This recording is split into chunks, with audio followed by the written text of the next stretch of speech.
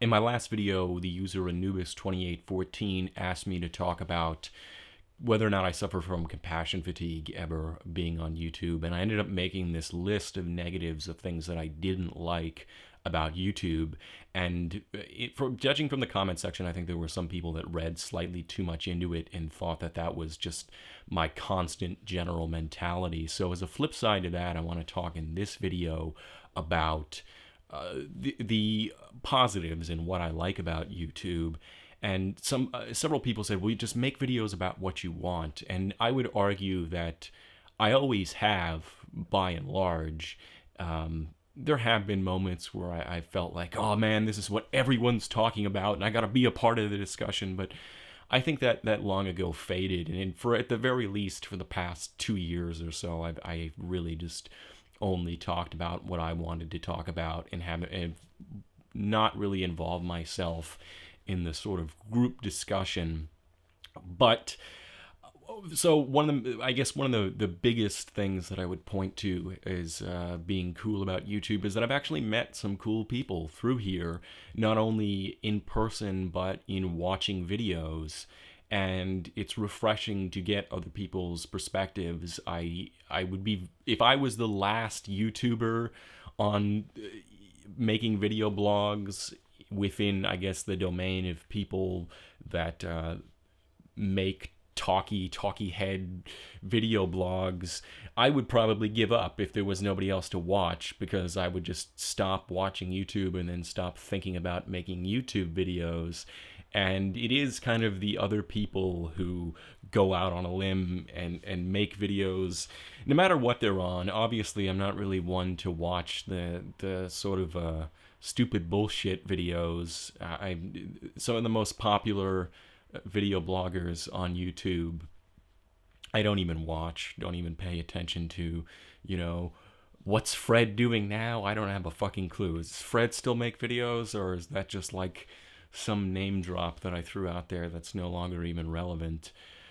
Another thing, even despite all the negative things that I listed in my last video, I like to people watch and observe human behavior and observe group psychology and group dynamics.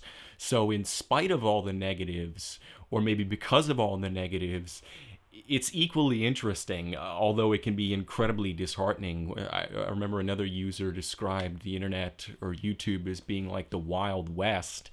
And yeah, I think that's a good way to put it. It's sad that there's, roving bands of trolls and vigilantes. And I think what happened to Lacey Green recently, where people were making death threats and posting Google images of not only proving that they knew where she lived, but posting Google images of exactly where she lived as part of their threats against her. That's pretty disgusting, and the reasons behind it are pretty pathetic. And I think a lot of people forget that there is actually human beings on the other side of the computer. And we're still, I guess, I don't want to say in the infancy of online communication, but all of this is still relatively new.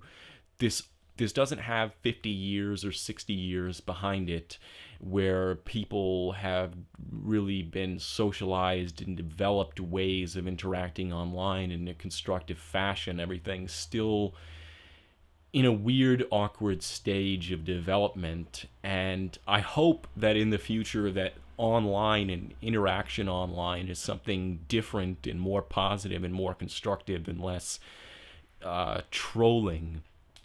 But only time will tell. Another thing that I like about YouTube, my last video was 15 minutes long. Now, just as an experiment, here's a homework assignment for everyone. Go to somebody, even if they're your friend, and try and talk to them uninterrupted for 15 minutes. It just won't happen. I think that there's something about human nature which other people, when they're in a discussion, unless it's some situation where someone is giving a lecture, they're a teacher in front of a lectern and they're talking, no one's going to let you just speak about what you want for 15 minutes. 3 minutes tends to be the peak in real life that other people will let you actually speak. And so to actually be able to speak uninterrupted, I mean, it might be an ego thing where I'm thinking that I'm so fucking important that people should listen to me for that amount of time. But it is refreshing to actually be able to speak uninterrupted for an extended period of time and know that people actually listen to you. On the other hand, half the time when people want to butt in, it's usually for irrelevant reasons anyway. But being able to hear other people's point of view, because it's not just a matter of, well, I get to my turn to speak uninterrupted for 15 minutes. I'll listen to what other people have to say for an extended period of time. But hearing other people's points of view, what they make video blogs about, and getting perspectives from people in other parts of the world, other parts of the country, other backgrounds is very refreshing. And I recently was visiting my sister, and I saw commercials, and I'm like, oh, I remember commercials. And I don't just mean the little ads that pop up on YouTube that you can skip after 5 seconds.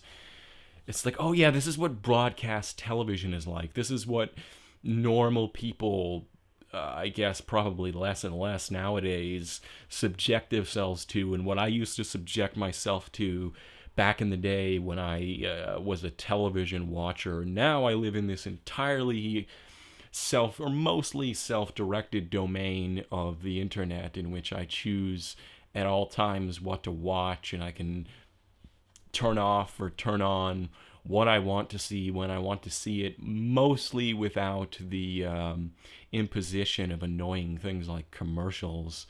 So on the whole, I really do view online interaction as a highly positive thing, but the maturity level is still relatively low, and the group herd troll mentality is really irritating. Last night I just finished reading a book called You Are Not a Gadget, and I actually want to do an extended book review about that book, but the author of the book talks about trolls and how the early design of the internet make it possible for trolling and anonymous behavior, and he describes pretty well the typical pattern of trolling behavior, and that in part is what's so interesting psychologically in terms of, I guess, group psychology about the internet, is to see the way in which people behave en masse, and how things like trolling emerge.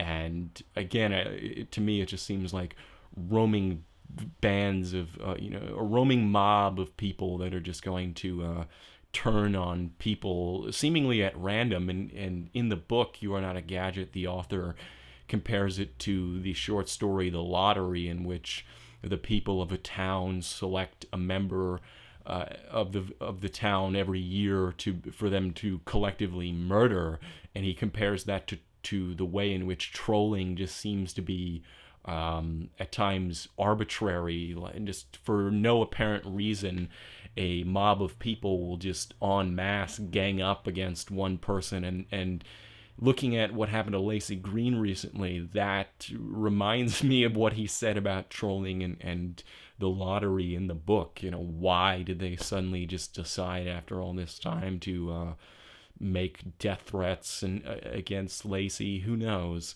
But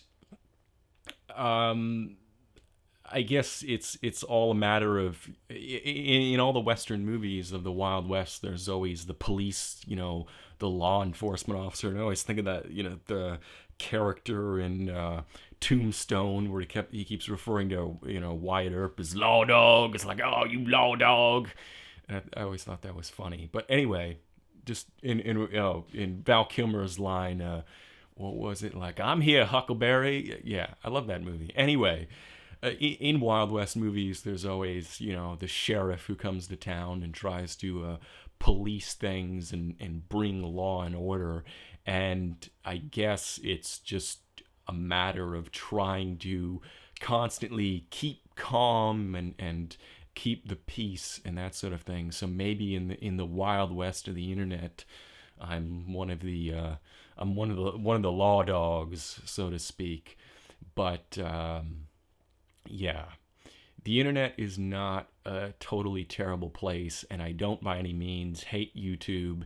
And in spite of the long list of negatives that I gave in the last video, that's not, those things don't perpetually bother me and keep me from being a part of it. It's just something that's running in my mind in the background. So don't worry, you don't have to say, just make videos about what you want and ignore that, because I have a good handle on being able to do that and being able to make videos on what I want. So yeah, I like the internet. Goodbye.